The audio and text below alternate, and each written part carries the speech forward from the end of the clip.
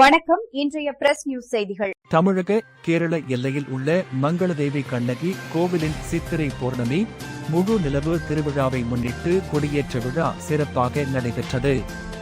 தேனி மாவட்டம் கூடலூர் அருகே உள்ள பழியன்குடியில் கூடலூர் கண்ணகி தேவி அறக்கட்டளை சார்பில் இந்த கொடியேற்ற நிகழ்ச்சி விமர்சையாக நடத்தப்பட்டது. ஆண்டுதோறும் நடைபெறும் சித்திரை பௌர்ணமி திருவிழா தமிழகமும் கேரளமும் இணைந்து நடத்தும் முக்கிய ஆன்மீக நிகழ்வாகும்.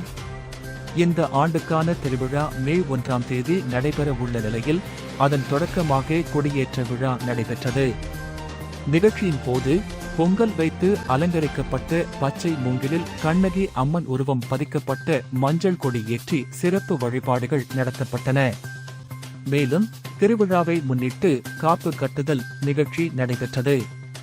இதில் ஏராளமான பெண்கள் விரதத்தை தொடங்கினர்.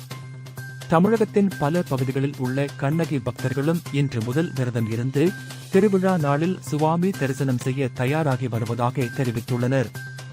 இந்த நிகழ்ச்சியில் கூடலூர் கண்ணகி தேவி அறக்கட்டளை செயலாளர் வழக்கறிஞர் லலிதா தலைமையில் அறக்கட்டளை நிர்வாகிகள், முக்கிய பிரமுகர்கள் மற்றும் பொதுமக்கள் என பலர் கலந்து கொண்டனர்.